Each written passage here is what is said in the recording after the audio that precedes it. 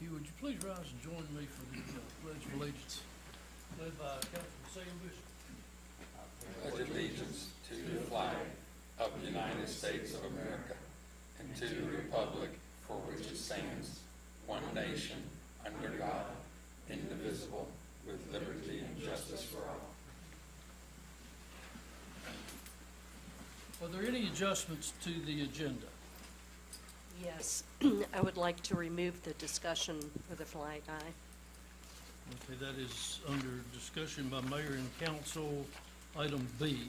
Thank you. Okay? Is there a second to that motion? I'll second. Any comments? Are we just postponing this because Councilwoman Hicks is not here? Correct. Okay. I'll put that. Anyone else?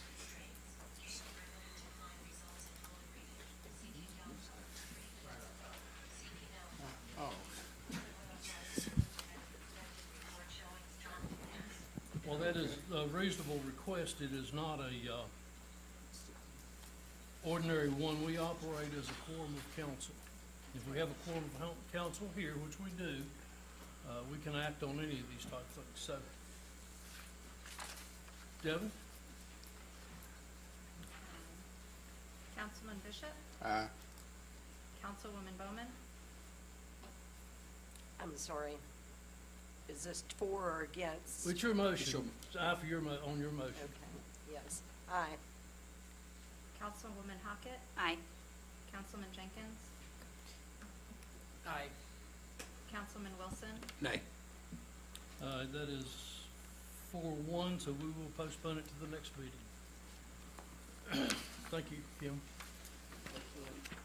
Under public hearings, we have an amendment to section 40-2, definitions, and section 40-3, administrator of Article 1 in General Chapter 40 subdivisions of the Christiansburg Town Code to provide for consistency with the Code of Virginia in adding administrative and planning commission reviews.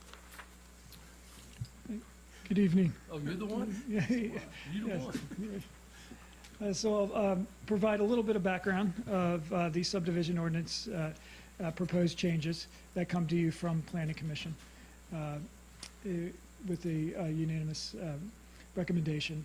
So basically, the subdivision ordinance kind of works hand in hand with the zoning ordinance, and but its specific purpose is to really look at the subdivision of the land. So if you are adjusting or vacating a property line, vacating meaning eliminating a property line, dedicating any type of utility easement, access easement, stormwater, drainage easement, that would happen on a plat that is approved by the town and then recorded at the courthouse.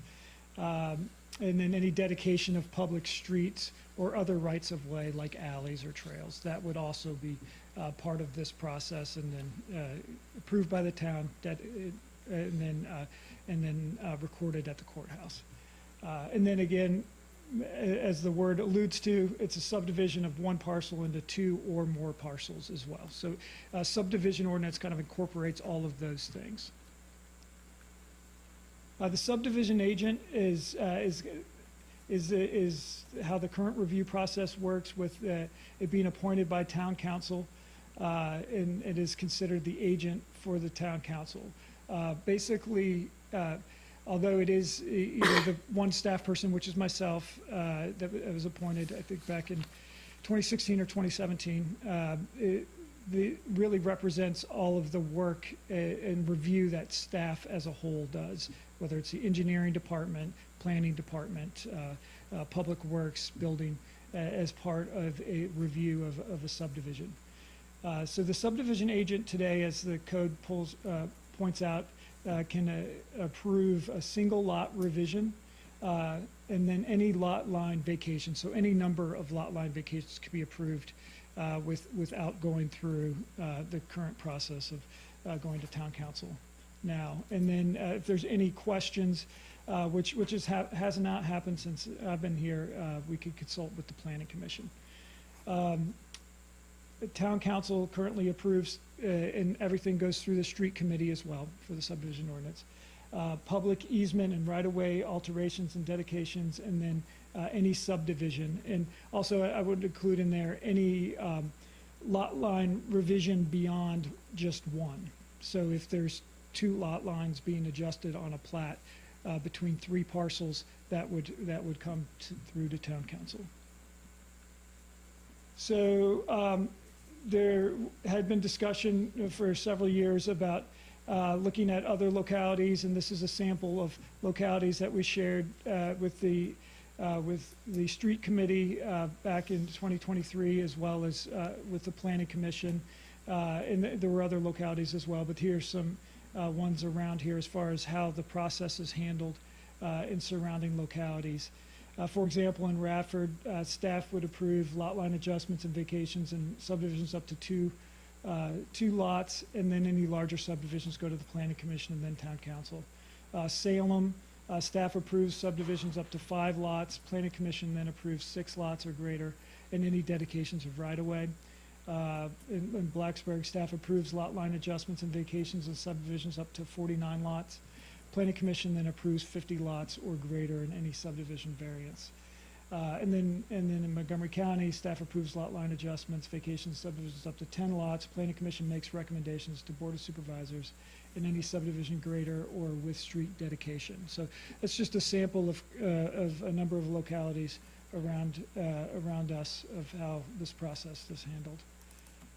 So in looking at that, and I believe last year did provide some of these same points to council early in the process, but some potential advantages of the current review is that council does see this part of the development process. And the public sees, this part of an administrative review, which basically means that the subdivision has to meet all the requirements laid out in the subdivision ordinance, and if it does, it really should be approved. It is different than a lot of decisions that town council makes in that it's not a discretionary decision. It is really, if it meets the letter of the subdivision ordinance, then it should be approved. And part of the advantage of the way we're set up is that we have 2 meetings a month. So it doesn't add a lot of time to the review process, with reviewing a subdivision. And so that is positive with our current review. Some disadvantages with the current review is, like I mentioned, this is different than most council decisions in that the subdivision decisions, are administrative. So by the time it gets to the street committee and town council, it's already had at least two staff reviews, and we've verified that that it is ready to be reviewed and approved by town council, so it meets all of the particular requirements of the subdivision ordinance. It does not require a public hearing. I know there was a statement to that effect last meeting. I think Mr. Wingfield did respond to that. There is not a public hearing that is. We do not have to advertise to review a subdivision, so that process would not change. This does add items to council's workload. With other items that you have to fit into your agendas. And it doesn't fit into other staff review processes right now. If there were other items that were more administrative that could be handled at the staff level, then it could fit into, say, the same cycle that we review site plans currently. And then mini plats are small in nature, so if someone wanted to dedicate a public utility easement on a plat, they would have to come through to town council for that approval. So the basically, let me go back here real quick. So I did want to give you a little bit of background real quick. So back in 2023. This was reviewed with the street committee and town council. We looked at the different localities and what they require, and then then it was held by Planning Commission. It was referred to by, to Planning Commission by Town Council. And then because of staffing, we did not get a chance to get it to Planning Commission until this year. They had their public hearing on June 3rd and then made these recommended changes, and I'll go back to those changes here. So the recommended changes are that the agent would approve lot line adjustments and publicly dedicated easements. The agent would then be allowed to approve subdivisions up to 10 lots. Planning Commission may approve preliminary subdivisions between 11 and 49 lots, and there's an asterisk there because basically it was when talking to the street committee and then also with Planning Commission, there was a desire to allow for the agent to approve up to a certain amount of lots and then it go to Planning Commission. As we reviewed this and looked at state code actually prescribes that we could not make a developer come to a town council or planning commission review if a subdivision is less than 50 lots. So I have the state code here. I'll show you in a minute, but I did want to point that out since I noted the asterisk. And then Planning Commission would approve any public rights-of-way, meaning they would approve any public streets. And then Planning Commission would approve plats with 50 or more lots. There are still a number of items that are more discretionary in nature that would come through to Town Council if a plat proposed any of these things. All of these items that I'm going to go through have to do with streets. So if there was a proposal to have a street width of less than 50 feet, that would come to council. If it was less than, that should read 30 feet in pavement, I believe. That would come to council.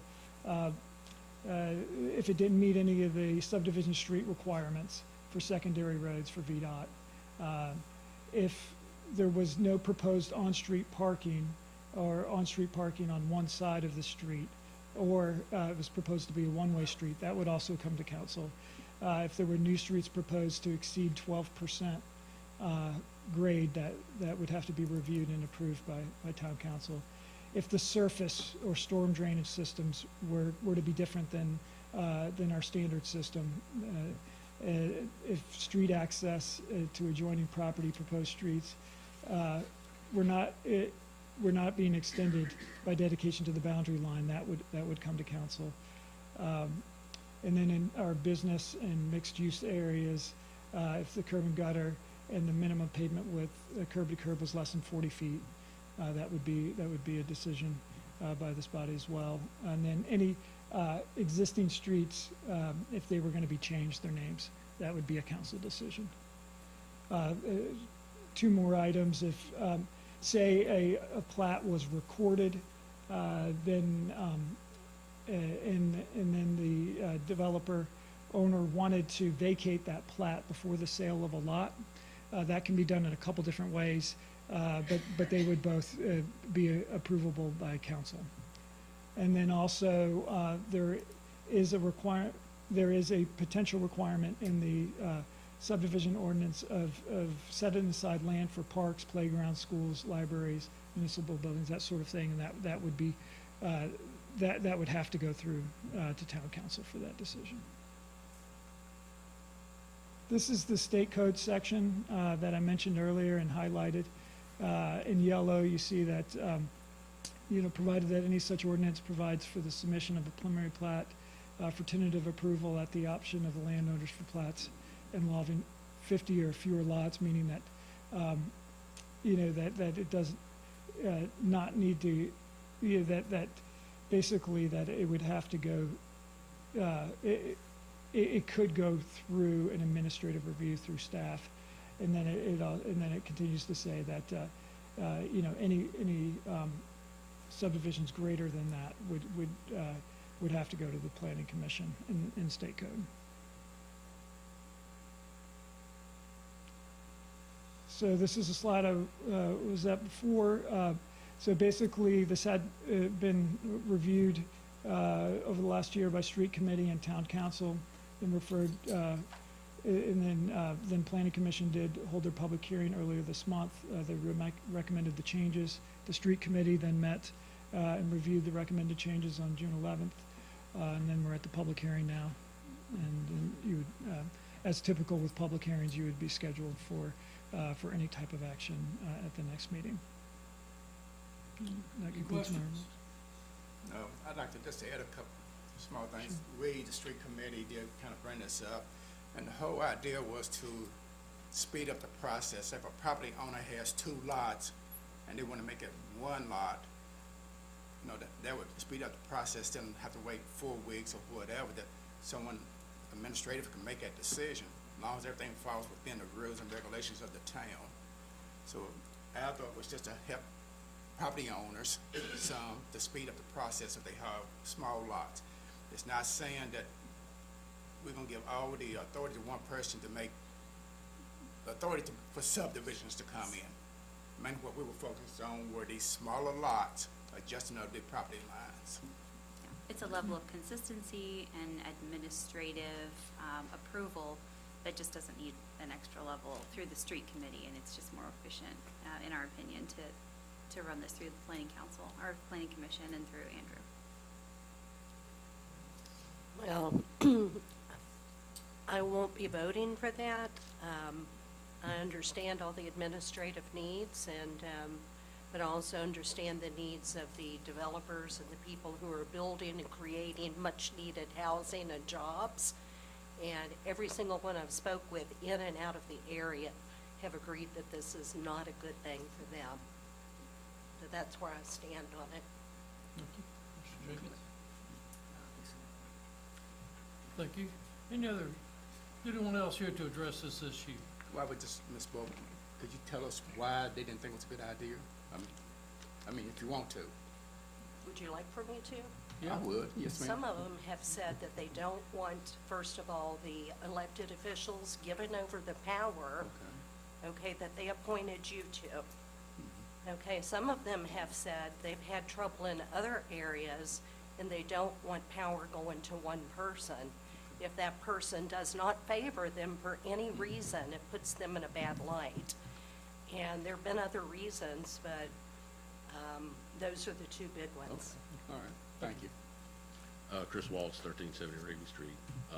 My only concern with this is I had recently done a Freedom of Information Act request. Can you either get to the mic or speak up a little bit? I can't hear you. I left my hearing aids at home tonight.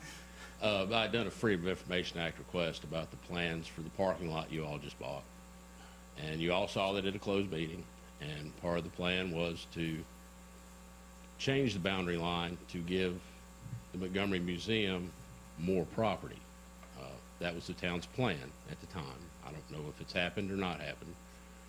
But leaving that up to, say, Randy or Andrew or any other town staff member to make that decision without it being made public and discussed in a public forum like this, just seems to me like it'd be a bad idea. Thank you. Thank you, Chris. Anyone else?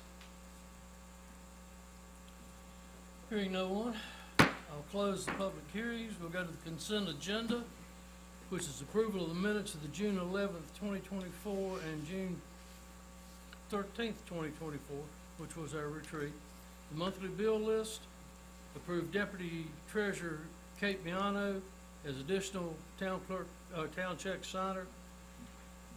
Contract Amendment 1 with SETI and Associates for professional engineering consulting services, design, construction, and commissioning phase services of the HVAC system replacement, Christopher Aquatic Center, the amount of $893,277. Budget resolution, July 2024 as Parks and Recreation Month. Schedule a town public hearing for August the 13th for a rezoning request by JTCI Electric LLC, property owner, and Joseph Iskander, applicant, to rezone property located to the west side of Depot Street Northwest, also adjacent to the property of south side of 401 Depot Street. consisting of approximately .254 acres from R2 two-family residential to B3 general business. Property is designated as residential on the future land use map, the 2013 Christiansburg Comprehensive Plan, and to schedule a conditional use permit for the same properties for a one residential dwelling unit apartment above the second floor of the proposed general office in the B3 General District. So move. Second. Motion is second. Any discussions? Madam Clerk? Councilman Bishop, Councilwoman Bowman, Aye. Councilwoman Hockett, Aye. Councilman Jenkins. Aye. Councilman Wilson. Aye. That is 5-0. Thank you. Introductions and presentations. We have Engineering Director Mike Kelly to introduce new Assistant Engineering Director Meredith Jones and to provide Engineering Department update. Good evening, Mayor and members of Town Council. Very happy to be here tonight to introduce the new Assistant Engineering Director, Ms. Meredith Jones, in the audience. And if you allow me a moment, I'm going to read a quick, short bio. Meredith Jones received her Bachelor's of Science and Master's of Science in Civil Engineering from Virginia Tech in 1994 and 1996, respectively. Her first employer was the town of Blacksburg, where she was an engineer for approximately 10 years, managing the town's infrastructure projects and development review processes. In 2004, she left public work for the private sector to manage design and construction of several large developments in the NRV and Roanoke for an investment company. During that time, Meredith and her husband Steve had twin boys Hayden and Cole. While raising young children, Meredith taught as an adjunct professor in the Civil Engineering Department at Virginia Tech, where she taught sustainable land development, real estate development, and municipal engineering. Her small company later joined forces with Eden and Associates, where she continued civil engineering work in residential land development and design and construction of airport projects at General Aviation Airports in Virginia. She transitioned back to the public sector again this year and has come to us in May, as she has always enjoyed local government. Meredith has lived in this area now for 35 years and enjoys time with her now 14-year-old boys. She enjoys exercising, lifting, kayaking, hiking, time at the beach, and occasional DJ gig for friends and painting while time allows. So I would like to extend a very warm welcome to Meredith Jones.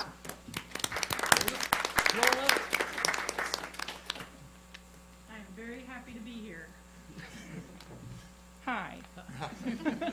So in the short I was told I didn't have to say anything, but I will say, in the short 6 weeks that I've been here, you have a great engineering staff and planning staff, and I really enjoyed getting to know everybody and enjoying being back in the saddle in local government again. So thank you for having me.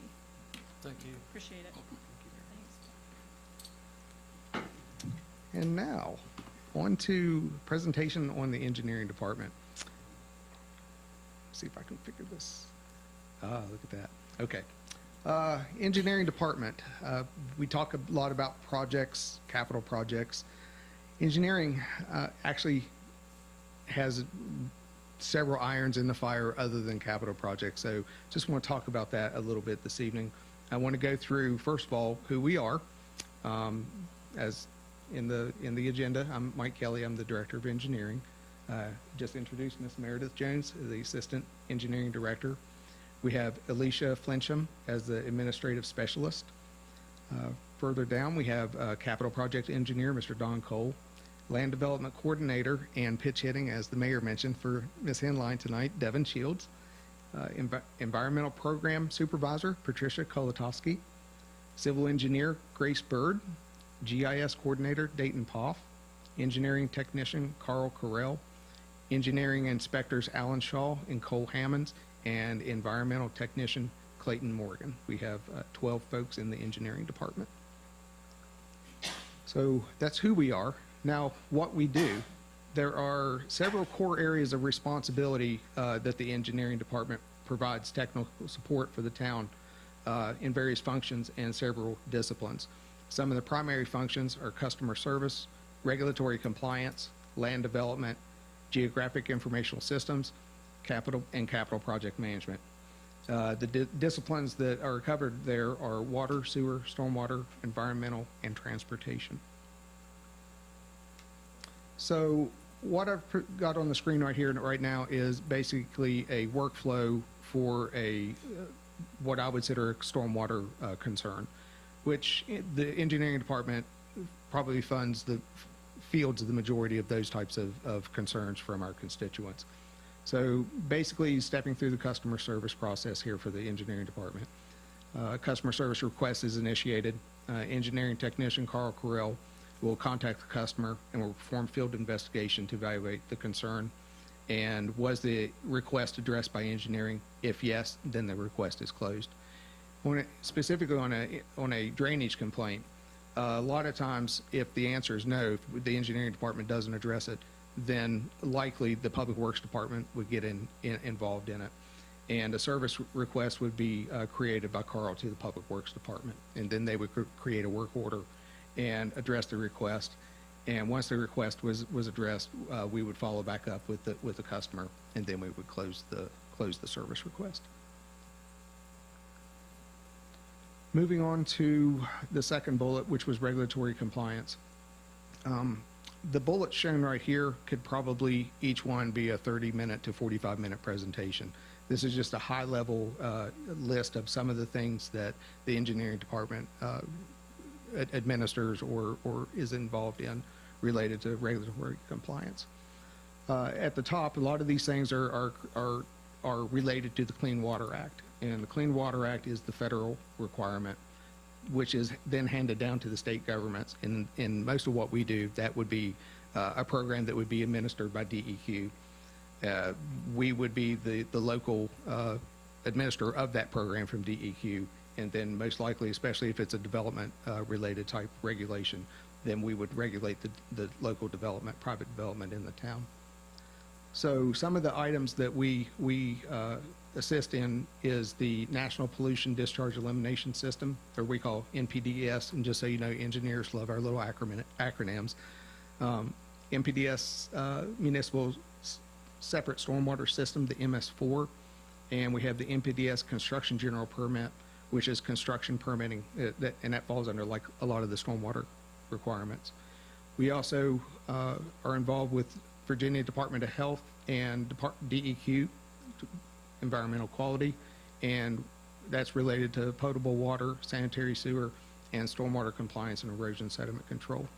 We also perform inspections at the landfill for groundwater monitoring and landfill gas monitoring, and we have a consultant that does that for us. Continuing on with regulatory compliance, we perform the following related to erosion sediment control compliance. We perform development plan review for new private development projects for compliance with E&S management regulations. Town submits the registration statement to DEQ for all construction general permits issued in the town. The construction inspection for this, we would inspect the plans and specifications for compliance for the erosion sediment and stormwater regulations. We would inspect site developments for overall conformance to the approved construction plan. And if they're not following the plan, then we would document and move down an enforcement route if it was necessary. We would also oversee the project closeout and program reporting to DEQ. That would be the as-built and notice of termination for the permit, and et cetera. And we perform the MS4 inspections, public education, and annual reporting. And we perform monthly post-closure landfill inspections. And again, moving on with regulatory items. Town is required by the Virginia DEQ to maintain a Virginia Stormwater Management Program, a VSMP, in a municipal separate storm sewer system program, MS4. And under that, the Virginia Stormwater Management Program, the VSMP, the town is the local authority, and we do review plans for water quantity and water quality compliance, and construction inspection and post-construction responsibilities. And the post-construction responsibilities is we have a stormwater agreement that we have for inspections after the project is closed. For the MS4, we address stormwater pollution and improve impaired waters. We do that through education and outreach. by monitoring construction and municipal operations and illicit discharge detection and elimination. And illicit discharges could be anything from like a diesel spill to somebody dumping oil down the drain or down an inlet or anything like that. And again, we have annual reporting to DEQ. So we submit an annual report to DEQ that details the program assessment and development. Engineering is also responsible for, we take the lead on coordinating the private development review process for the town. And the main focus of that effort is what we call the Technical Review Committee. So the Technical Review Committee is made up of all the departments that review these plans for approval. That would be the Planning Department, Fire Department, Public Works Department, Engineering, Building Department. So we all get the plans, we all review it, and the engineering coordinates that effort for that review. And the primary objective of the TRC process is to provide an efficient and predictable review and approval process for private development projects. And we advocate for open communication with the development community, and we highly recommend that they schedule a pre-application meeting with us so we can talk about any particulars of the project, so we can set them down the right path, the quickest path from the beginning. And the process is involved in several different things. The development community can submit plans at their convenience at any time to the town for review, and we refer to that as a rolling submittal. A sufficiency review for all first submittals to ensure that all the information needed for the review has been submitted. The sufficiency review is performed by the Planning Department and the Engineering Department. So we're basically checking, we have checklists, and we go through and we confirm that the information is there, the minimum information is there. And if it's not, then we communicate back to the developer that what needs to be, what the insufficiency was and what they need to do to the additional information that's needed. And after the sufficiency review, there's a 28-day review period for the first plan submittal, and review of subsequent submittals may be shorter, could be 2 weeks, could be 3 weeks, depending on the number of comments and the quality of the plans. And TRC meetings are held every 2 weeks. Meeting dates are published on the town website, so really a developer could take a look at that calendar and say, okay, if I come in and I meet sufficiency, then I can have my plans reviewed in 28 days and I can be on this meeting. So it helps them plan their development and their process going forward with the town. Continuing with land development, just want to mention a few items that the engineering department reviews specifically as part of our review for TRC. We review water infrastructure, that would be hydrants, valves. We review the sewer infrastructure. We look at the traffic impact analysis statements. We look at the road profiles and plans to ensure that they're meeting compliance with regulations. The stormwater compliance, as mentioned on the previous slides, that's one of the large things that we do for stormwater compliance for quantity and quality. And again, erosion sediment control compliance. We review the plans for easements, be it cross-access easement, utility easements, whatever those type needs are. We look at the grading, and we also look at street names and addressing. So just a few statistics from FY23 and FY24. FY23 total submittals reviewed was 108. There were 19 plans approved. There were 8 plan revisions and 12 concepts. The engineering department also processes right-of-way permits for utility work within the town's rights-of-way, and we process 41 right-of-way permits. So FY24 year-to-date, submittals reviewed is 94, total plans approved 16, plan revisions approved 12, concepts reviewed, and we have active plans in review right now of 34, and we've had 15 right-of-way permits issued this year. So one of the most important tools that we use, and I think for the entire town, is our graphical information system, or GIS. I cannot stress to you how important this is. The day does not go by that everybody in engineering and a lot of other departments do not use this for the data that's just at our fingertips with it. And just a quick definition for what GIS is GIS is a system that's designed to capture, store, manipulate, analyze, manage, and present all types of geographical data. And the key there is the word geography. This means that some portion of the data is spatial. In other words, the data that is in some way referenced to locations on the Earth. And as the exhibit shows there, you take the real world and GIS slices it up into many different aspects: imagery, elevation, transportation addresses, boundaries, water features, survey controls, and any other data that you would want to put into it. So I wanted to show a couple of examples of what our GIS looks like. And we have infrastructure, water, sanitary sewer, streets, and storm drain. We show flood zone boundaries, land use zoning, buildings and addressing, and aerial and topographic data. I mean, as you can see there, I'm pointing out the water line, the sewer line, elevation contours, and the zoning maps. The town also maintains public access to our GIS, and this is a representation of what the public would see to our outward-facing interface for the GIS. And you can see on there, you can see the floodplains, you can see street names, you can see addresses, road names, all types of different information. Again, that's one of the most important tools that we have. Capital projects, I'm not going to go into a lot on capital projects. We just talked extensively about this a couple of weeks ago at the retreat. Basically, I wanted to show kind of what our thought process was as we go through a capital project. And it starts with the stakeholder engagement and a needs discussion. We may do a preliminary engineering report if it requires. Not all projects do, but your significant projects would need what we call a PER, preliminary engineering report. We would scope the project, then we would figure out what the best delivery method is for the project, be it a design, bid, build, which is most common, or a design build. There are other types, but those are probably the most common. We would budget for the project, and obviously that would be approved through town council. We would develop a schedule for the project.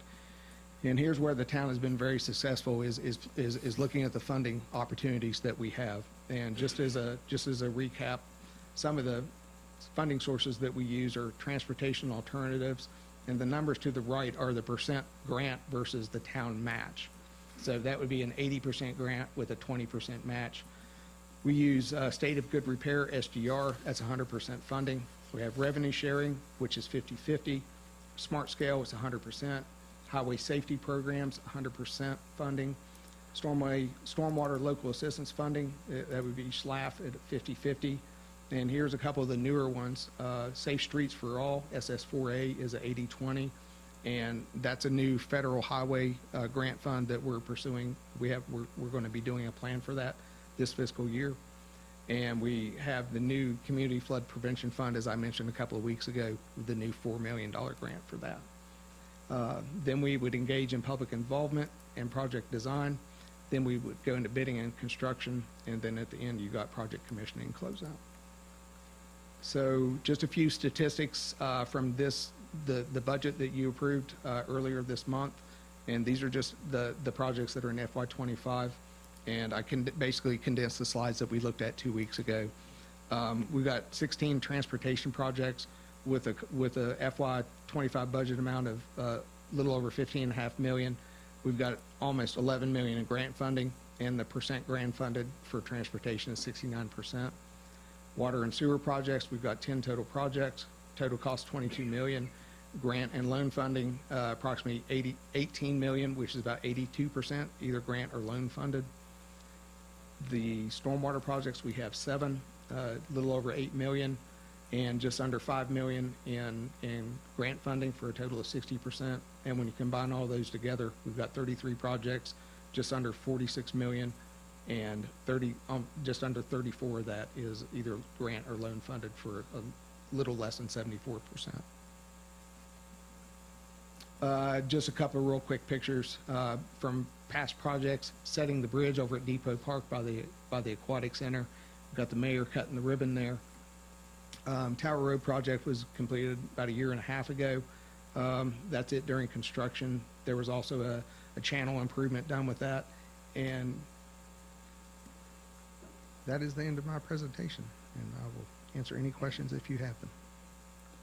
Thank you, Michael. Thank you. Any comments, questions? Good job. Thank you. Thank you very much. Next, we have Public Works Director Jim Lanson to present on the lead and copper rule.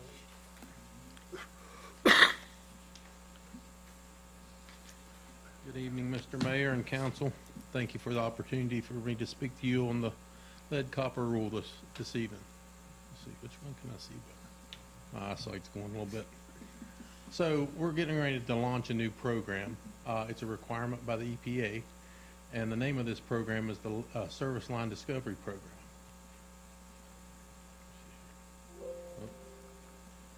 The Public Works Department is responding to the EPA's new lead copper rule revisions, the LCRR. The requirement impacts all public and private water utility services in the United States. Our Service Line Discovery Program objectives proactively addressing the LCR requirements. So some of these requirements are completing and submitting our inventory of all the lines within our distribution system by October 2024, effectively communicating the program process and results to our citizens of Christiansburg through a variety of marketing efforts, verify the materials of all water service lines in our distribution system, and in the event of a confirmed lead line, we'll have to it will have to be replaced by 2037. So what does this mean for the town? We currently have 11,507 customers. The town, the public works staffs are currently compiling an inventory of all the lines and have verified 5,868 lead-free lines, confirmed through historical data, service records, work orders, job info sheets. The GIS Mike spoke of, we keep really good records in there, so that all assisted us in that. At this time, we have 5,639 lines left to be confirmed lead-free. On the inventory list, these lines are called unknowns. Public Works is working to assist these, assess these remaining lines. So how we're verifying these, the verification process consists of excavation on the service lines on both sides of the water meter at each individual site. If a situation where lead is found, a replacement plan would be developed and implemented with the approval of the Virginia Department of Health. So this is a configuration of what a service line is. So you've got the utility owned, which is our side, is from the main to the through the street into the water meter, and then you got the customer owned side, which is from the meter to the shutoff valve in the house. This program has to confirm and apply to the requirement by verifying both. We typically only are responsible for the utility side, but through this requirement, we have to verify both sides of the meter. So this is our approach. We're currently in the process of taking this approach and putting it in place with a kickoff day of July 1st. It's called the Statistical Methods Approach. This approach uses statistical sample size equation based on our number of connections to calculate appropriate levels of statistical confidence. The Virginia Department of Health of Drinking Water offers this as an approach. If awarded lead-free status, the VDH will afford the town additional time to verify all lines throughout Christiansburg. This method is uses the same statistical type equation used in things like determining population sizes for scientific studies. So some of our key points in our communication efforts here and our priorities, we've listed out 6 key points here that we want to try to get across to everyone to have them to have a better understanding of what we're doing. So the first one, the Christiansburg Service Line Direct Discovery Program, was launched proactively to comply with the EPA regulations. The second, the service line inventory records show that there are no known lead service lines in the town's water system. The third, Christiansburg's water quality exceeds federal and state standards, and lead levels are well below regulatory requirements.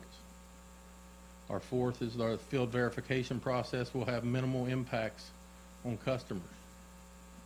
Our fifth is the lead service lines have been prohibited in Virginia Plumbing Code since 1979.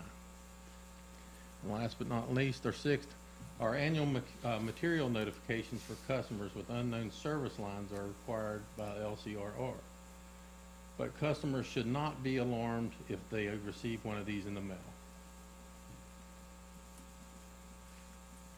So we expect two specific questions. I'm sure there'll be others, but the ones that come to mind for us that we're trying to address is my water safe to drink and bathe in? And how will this program affect me? Our key points of interest assure residents that the water is safe and that it is unlikely that lead service lines will be found in the town's water distribution system. We anticipate minimal impacts, if any at all, on some of this. So this is our 2024 timeline. We are planning to launch the program with a press release on July 1st, 2024. We have our PR department, we've worked with them for the last month, and we've developed a web page specific for this program where people can go and get information, guidance, answer questions, and have contact information for us if it's not answered on the website. That will go live July 1st. Our inventory has to be submitted to the Virginia Department of Health by October 16th, 2024. We'll do another news release on October 23rd to announce the results of our inventory. The inventory will be made public, so all the citizens will be able to look at the inventory and seek out their address and so forth during that time, once it's made public. So after that's made public, any of the unknowns, we have to send a letter within 30 days to make them aware that their service line is an unknown line. And then we will annually do that as we move forward until we check those lines and verify that.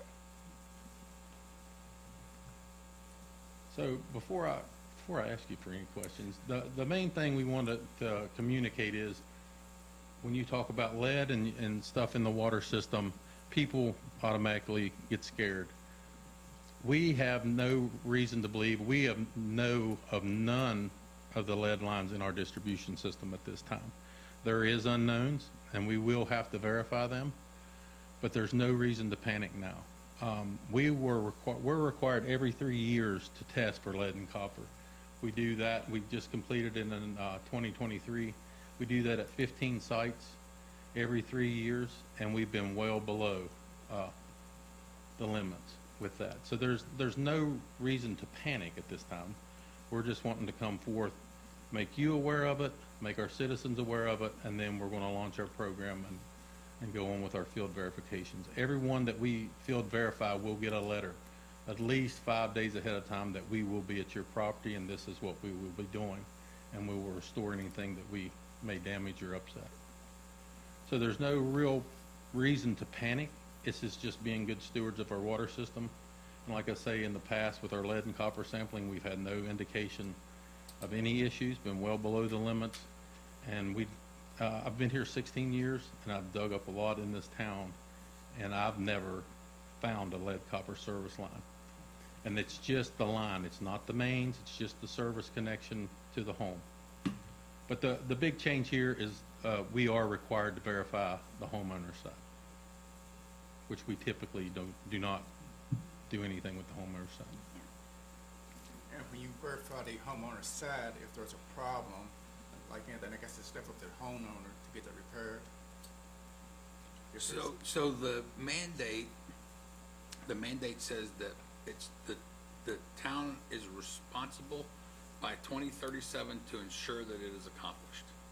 It's a federal mandate. So there are questions being asked, and I'm speaking on behalf of the Water and Waste Committee. We've had this discussion with these guys.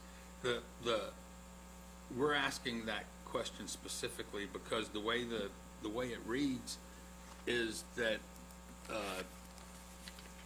EPA will target the town, not the homeowner. So it's our responsibility to ensure that all lead pipes are replaced.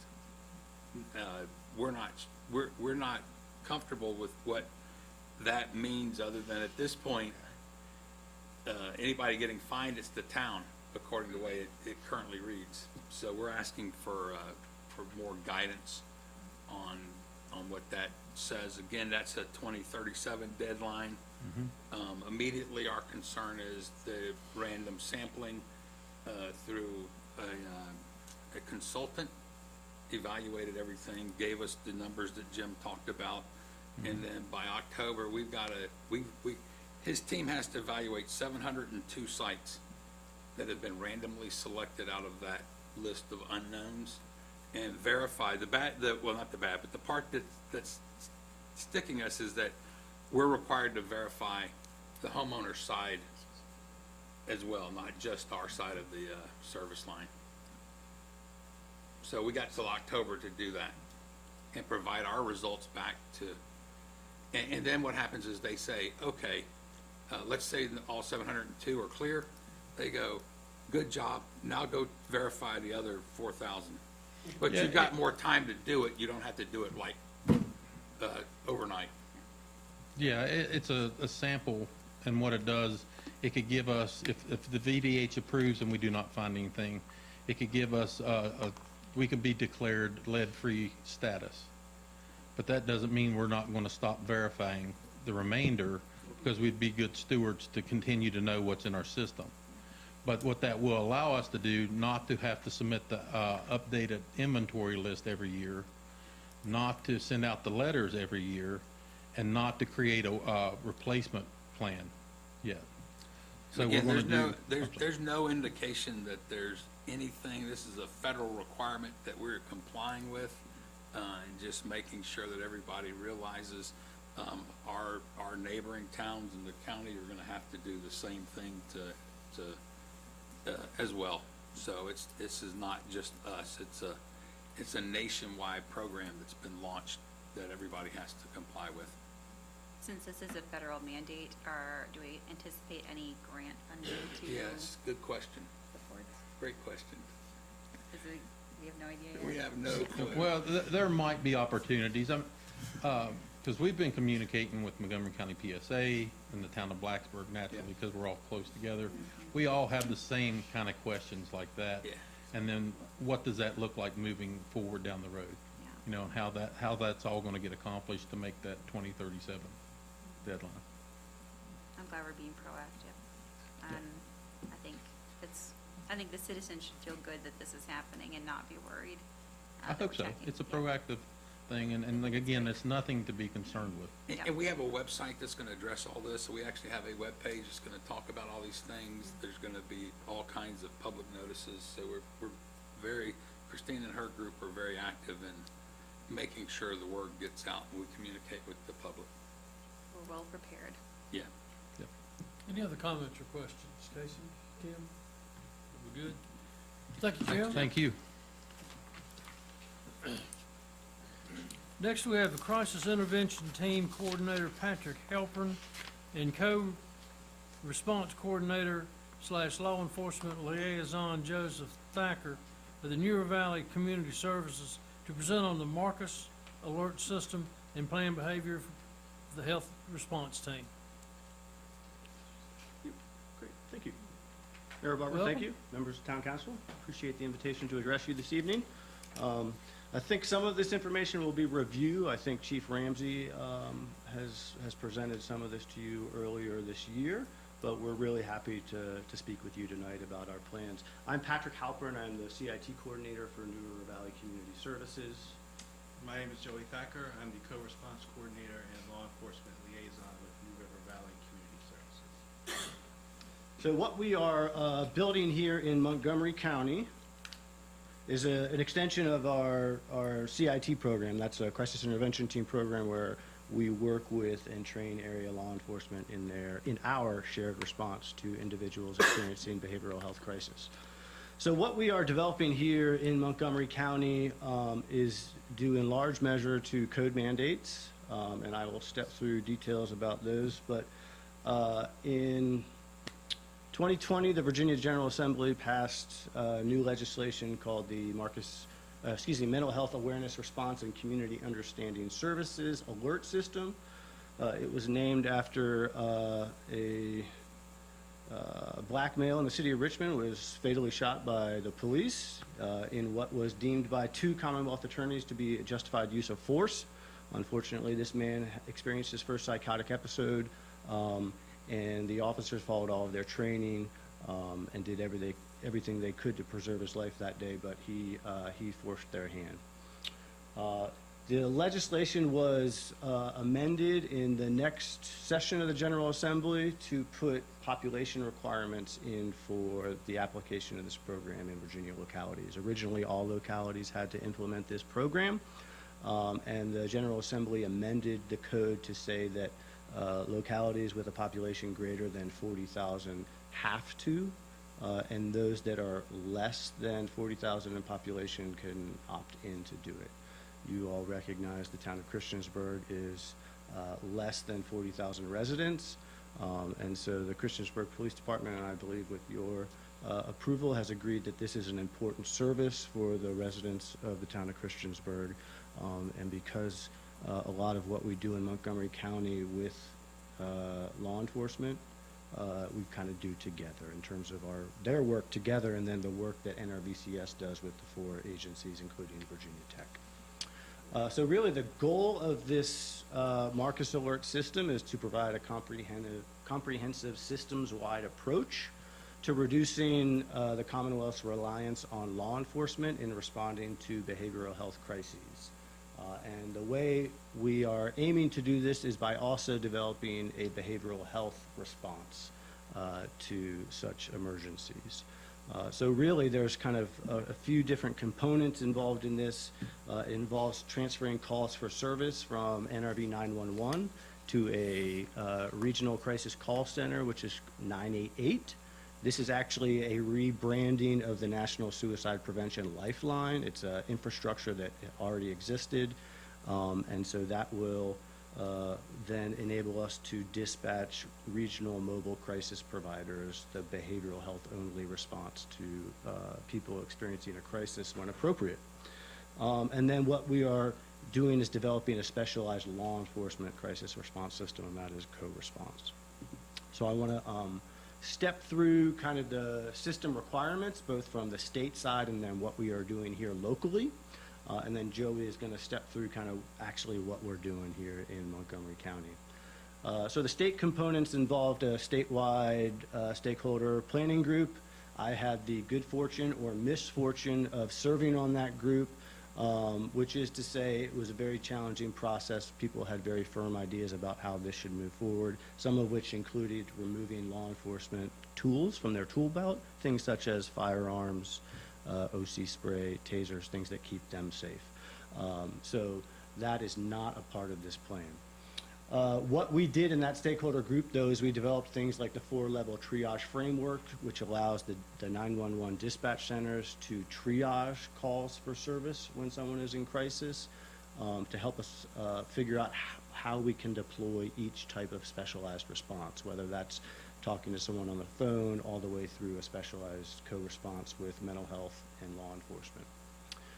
The state is funding and supporting the mobile crisis teams. This is the behavioral health workforce to respond to low-level calls for service. The state is also responsible for funding and standing up the regional crisis call centers. These are 988. There are 5 regions in the Commonwealth for the purpose of planning for Marcus Alert. And NRVCS is actually, we supervise the regional call center that serves our area, and it is actually located in Johnson City, Tennessee. And that may seem strange to you, and it certainly is, other than the fact that in Johnson City, Tennessee and Eastern Tennessee, they have been doing this type of work for over 30 years. So our agency wanted to go with an organization that had some expertise and competency and some experience actually doing that, and it has proved useful. The state is also required for the statewide training standards for all responders within Marcus Alert, whether that is 911 dispatchers, law enforcement officers, or behavioral health providers. We here in Montgomery County and at NRVCS are developing our own trainings for these responders. The state is a bit delayed in pushing out their resources. They aim to have them deployed sometime later in the fall, and we're not going to wait for that. The final thing they are in the process of doing is a public education campaign. You know, if you call our agency, the public messaging is always, if this is a mental health emergency, go straight to the emergency department. We're actually trying to change that. We want people to use these resources like 988. We want them to go to things like the Crisis Center, which I will talk about at the end here, which is something you all helped fund, and we are doing really positive things there. Locally, we are responsible, NRV 911 is responsible for implementing, and they have done so, a voluntary database. This is so that individuals with a mental health diagnosis or their family members, if they are a minor, can actually provide some basic information to 911 dispatch to aid in a law enforcement response. Both law enforcement and behavioral health, when we were responding to people's homes, it is very helpful to have as much information as we can going into an uncertain situation. So this allows us to have some basic information when we're responding to people. The basic information we try to capture is name, physical description, physical residence, and maybe some basic information about their diagnoses. And then more helpful information that people can volunteer is, you know, things that work well for this individual when they're in crisis, things to try to avoid, right? We don't want to escalate someone if we have some information that we can use to try and keep them de-escalated.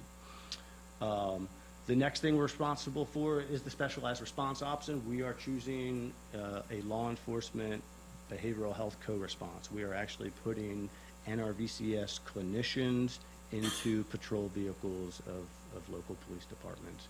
We utilize the skill and expertise of clinical training of our clinicians with the expertise around safety and security of law enforcement to promote really improved outcomes in our response.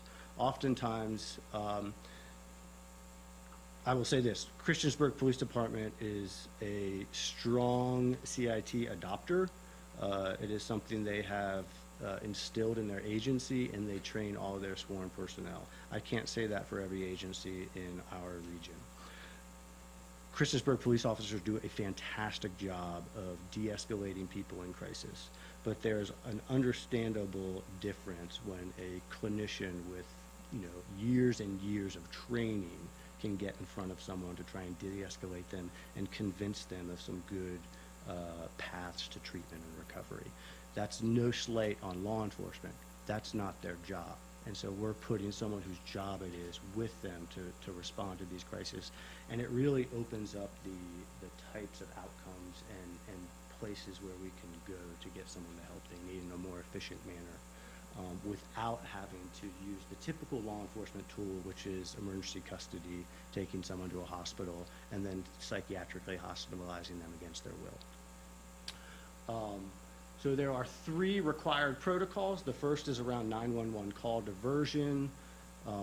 This is something we have in place at NRV 911. We have already accomplished that. Protocol 2 is that in the MOA we have developed with our community partners, law enforcement agrees to provide backup to mobile crisis. That seems like an unnecessary step because anytime we ask law enforcement for help, they're going to come whether we have an MOA or not. Be that as it may, that's what the state thought was necessary. And then the final protocol is Protocol 3. This is around specialized response protocols for law enforcement. Essentially, this is the state wanting to see that law enforcement agencies have proper policies and procedures. I'm happy to say that that was not an issue for the Christiansburg Police Department. They met all the state requirements.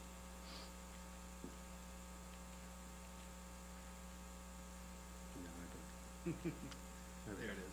Thank you. So I'm going to go over kind of what this looks like in practice. Okay, so if you see the acronym PSAP, that is an acronym basically for NRV 911. Right. So if a caller calls NRV 911 and they're distressed, possible suicidal ideations, but no real plan, no means, no access. And they would be suitable for treatment within the next 72 hours.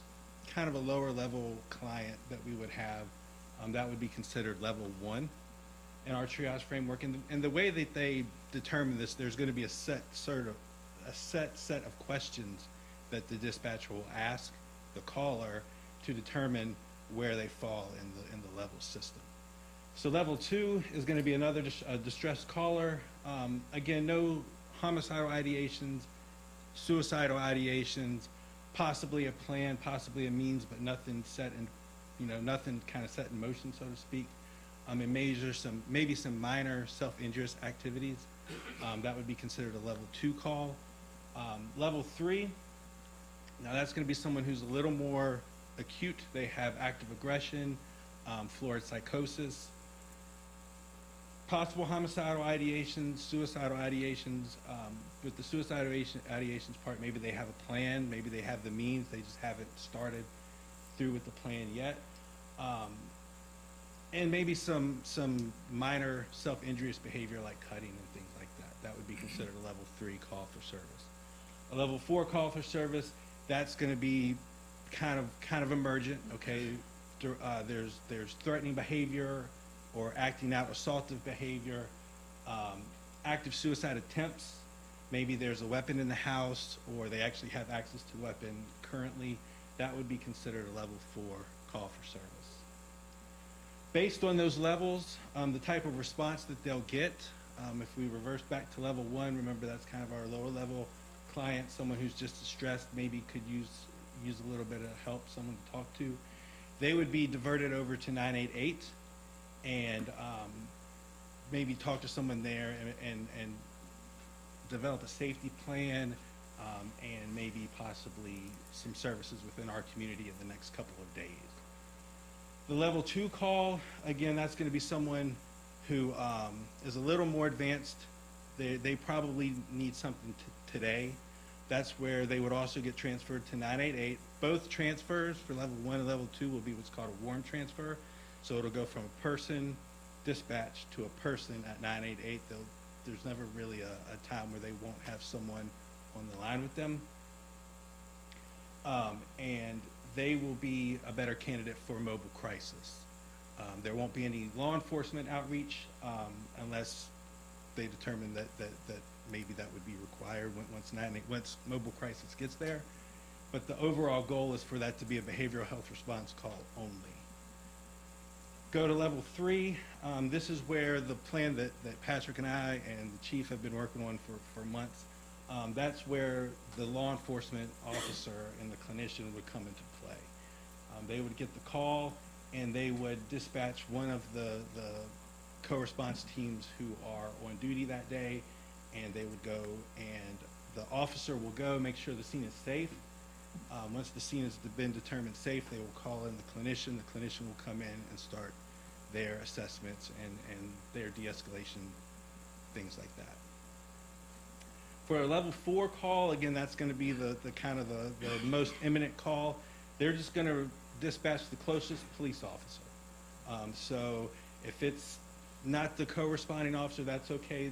The police officer is going to get there, make sure the scene is safe, and then hopefully call for the co-response unit to come, and the clinician can again work through the problem, hopefully de-escalate the person at the house. Again, our specialized response option that we chose in Montgomery County is going to be the co-response system. And like Patrick said, we're actually going to have the clinician and the police officer riding together full time. So this is the officer's job and this is the clinician's job. And while they'll be available and driving around and doing other law enforcement activities, this is their primary concern. It's gonna pair, what the police officer already does with creating a safe environment, making sure everyone's safe, and then add the clinical expertise of a clinician who's, again, gone through the training and the schooling to better de-escalate these situations. The way we're going to plan on doing this is we're gonna have 4 multi-jurisdictional teams, one from Christiansburg Police, one from Blacksburg Police, one from Virginia Tech Police, and one from Montgomery County Sheriff's Office. There are already jurisdictional agreements in place for mutual aid between these departments, so all of these departments will deploy countywide. So if the way it's kind of looking, if a Blacksburg, or excuse me, a Christiansburg police officer is working and we get a call in Montgomery County, say down in Shawsville, and the Christiansburg Police Co-Response Unit is the one that's available, they will go down and handle that call. In return, if the Montgomery County deputy is working and there's a call in Christiansburg in the town limits, they would respond to the town limits. Virginia Tech has a very large call volume themselves for these type of calls, so they will primarily be in the Blacksburg, Virginia Tech area, but they will also be available for calls in the greater Montgomery County area as well. So again, 911 will dispatch the co-response teams to level 3 and level 4 calls. The clinician doesn't really get out of the vehicle until it's been determined safe by the police. They will wear certain safety equipment that most clinicians aren't really used to wearing, but they have determined that, or we have determined that they were, to keep them safe, they will wear certain equipment to keep them safe. And the overall goal of this is to de-escalate the situation, avoid emergency custody orders, avoid temporary detention orders, and to get them into treatment and programs voluntarily, so that we're not clogging up the state mental health system. So I imagine you are interested in both the town and police department's ongoing responsibilities as it relates to this, so I wanted to give just a little bit of information as it relates to that. And some of that is fluid, but I'll explain that. So for next fiscal year, beginning, gosh, next Monday, I guess, fiscal year 25, the police department, they just need to maintain their current policies and procedures, and the required trainings of their patrol and co-response personnel. I have no concern about Christiansburg Police Department's ability to do that. And then for town council, just support the agency's participation in this program. Now, where things perhaps get a little more uncertain and is a big ask for the town of Christiansburg and your budget is for next year and beyond, fiscal year 2026. Again, police department, they just have to continue doing what they're doing. Let me say, I think you all are aware, but let me just say this for next fiscal year, 2025, beginning next week. NRVCS, every agency gets $600,000 in state funding. That is nowhere near the amount of funding it costs to operate this program in our community. We determined that our costs exceeded that by a little over $300,000 as it relates to being able to secure a patrol vehicle for the town of Christiansburg at no cost, fully equipped and outfitted. We were able to produce additional money for that. So each of the 4 agencies participating in implementation of co-response in Montgomery County at no cost to the localities are getting a patrol vehicle. We were able to convince the Department of Behavioral Health that would be a sound use of their resources, and they agreed. So we were very happy to be able to provide that, and I recognize them on TV, but no other community in Virginia at this point in time has been able to do that. So I think that says something about the work that we all do collectively here in Montgomery County and the New River Valley. Moving forward, I cannot make a guarantee that we will be able to fully fund this program as it relates to the town of Christiansburg budget obligation. What I can commit to is that we are going to seek federal grant funding, as well as possibly see if there is in the next round of opioid abatement authority funds, seeing if that would be a good use as deemed by the people that hold those purse strings to support this. I think it is a good use of OAA funds to support this, but my fundamental goal is to try and either greatly reduce or absolutely remove the budget requirement for the localities for fiscal year 2026. We're pretty good at finding money through grant funds, but I certainly cannot make a guarantee about that. But it's what we want to be able to do for the localities, to give another year of planning to see if we can make this work. No guarantees. So if we are unable to get additional funding, we are going to take the $600,000 that we get per year from the state and in an equitable fashion try to come up with a formula that meets everyone's needs, which is to say NRVCS, we have the most skin in the game because we actually have 4 employees, whereas the localities and Virginia Tech have 1 employee. So we will try to equitably distribute the $600,000 based on that sort of formula of percentage of personnel costs for each partner. That will not be a lot of money for the town of Christiansburg. I imagine it would be no more than $20,000. But like I said, we are going to work very hard to try and secure funds to reduce the budget impact on the town of Christiansburg and the other partners. So that's essentially it for our presentations. Happy to hear questions. Really appreciate the opportunity to address you all this evening. Council, questions, No, thank you. comments, questions, Kevin? Did you guys just get several $1 million for funding? I guess that was more for drug abuse programs. Is any of that money going towards this, or am I wrong? There's presently no OAA funding supporting this initiative, certainly that I'm aware of. The only funds that NRVCS has received to support this initiative is the funding provided by the Department of Behavioral Health. Thank you. Yes, ma'am. Any other comments or questions? Gentlemen, thank you. Appreciate you working with our police department. Thank you. If I may, I'm sorry, if I may say one more thing, and it's a thank you to each of you and the town council in general for funding through use of COVID relief funds our crisis center. And if I could, I just wanted to tell you how successful that center is. Last year we saw about 300 people through the course of the entire year. We are on track by Sunday, a new fiscal year, to have served 2,000 people. So we could not have done this without your all support and the support of the other localities. And on behalf of our agency, I just wanted to say thank you for that. So, Thank you. thank you. Next, we have our citizens' comments. If you have a citizen's comment, you would come to the podium, name and address the chair, and 3 minutes. Stacy, how are you tonight? Fine, how are you doing? Good.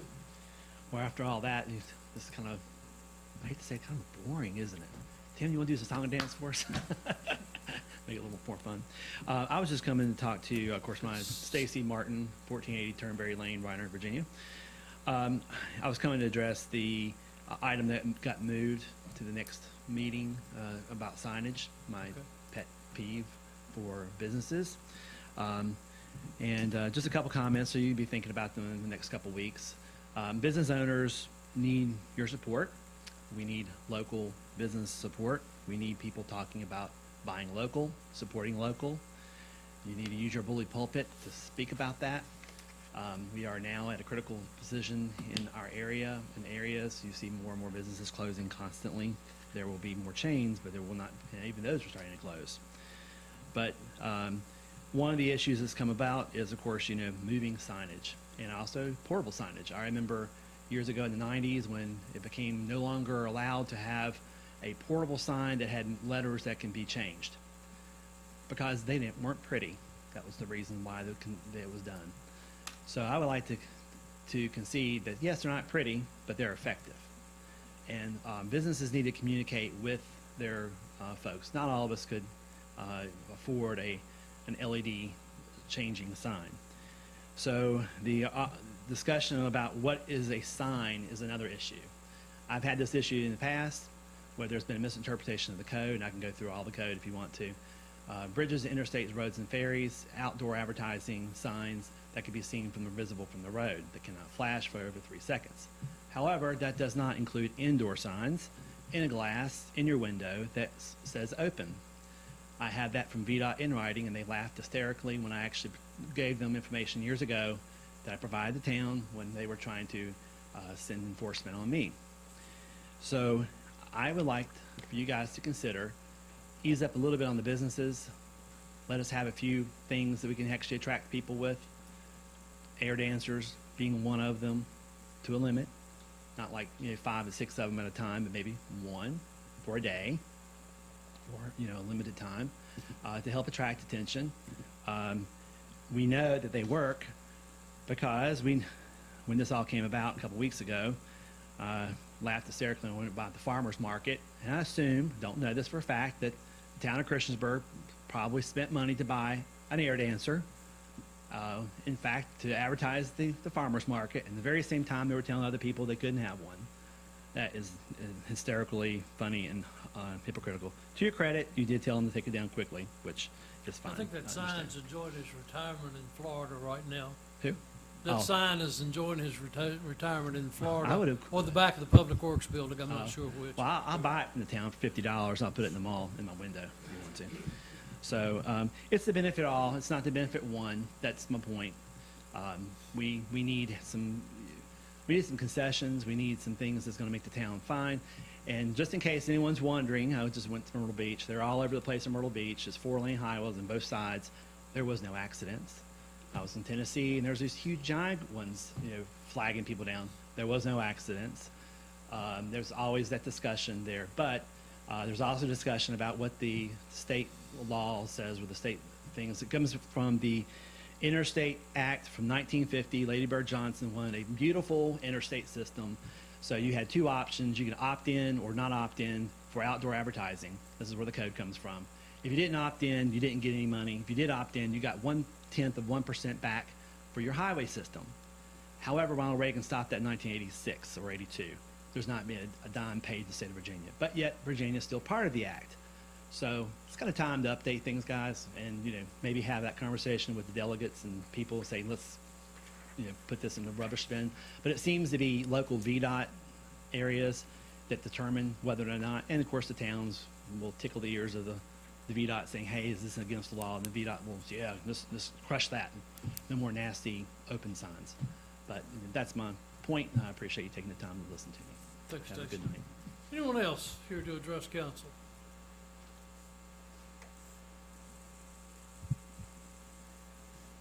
How you doing? My name is Jeremy Perfader, live at 590 Park Street. From the beginning when y'all started, I didn't step up to speak, but I'm opposed to Article 1, Section 40-2. And my reason is that I feel that to give control to one person is not a good thing. Right now, we have what I consider to be a good town manager. However, what happens when we get a bad town manager?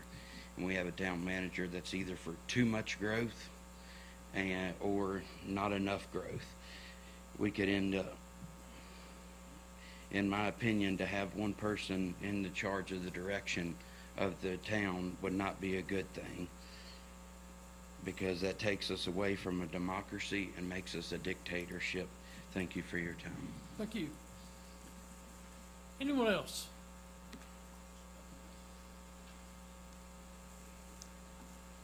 Chris Waltz, 1370 Rigby Street. I guess the discussion's been postponed. I was so looking forward to Randy's presentation on the sign complaints and getting educated on the Whistleblower Protection Act of 1989. But hopefully it'll be at the next meeting. Thanks. Thank you. Anyone else? Hearing no one, I will close the public comments, citizen comments. We'll go to committee reports. We've heard from Water and Waste tonight. Water and Waste tonight. Street, we've heard from you. A little bit of stuff going on. Yes. Nothing else. Central Business is the only one left. I don't really have anything to report for central business, but I did want to thank the guys back in the back there, Jim and Travis, for what you do. And also, I got a letter from one of the ladies that had complained a few weeks ago during the water runoff issue, said that you guys had come out to take care of her today. Thank you very much. Thank you. We now move into discussion by mayor and council. A resolution approving of the town's participation in proposed settlement participation of opioid-related claims against Kroger and its related corporate entities, and directing the town manager to execute the documents necessary to effect the town's participation in the settlement. So move. Second. Motion is second. Any discussion? Comments? Questions? Devin? Councilman Bishop? Aye. Councilwoman Bowman? Aye. Councilwoman Hockett? Aye. Councilman Jenkins? Aye. Councilman Wilson? Aye. That's 5-0. Thank you. Staff reports, town manager. Our July 4th festivities will be downtown next Thursday from 10 to 4. What day is that? 4? The 4th. And of course, our fireworks will be from the Huckleberry Park at approximately 9:15 on the 4th. And of course, Town Hall, the Rec Center, and the Aquatic Center will be closed for July 4th. And also, I guess I just want to clarify earlier, in regards to subdivisions, if town property is being disposed of, it would still have to come back to town council. Only town council can dispose of town property. So if a subdivision plat, like I say, we're, I guess, trying to subdivide and dedicate town property to someone, that wouldn't be legal unless it came before council. Anything else? That's all I have. Mr. Broughton? No report. Any other staff? Mr. Bishop? Council reports? No report. You took me Okay. off a little bit. No report. Mr. Jenkins? No report. All right, I'm off. Ms. Hoppy? Nothing to report. Mr. Wilson? No, sir. Ms. Bowman? Is there any other business to come before council? No, sir. We are adjourned. Thank you. You too.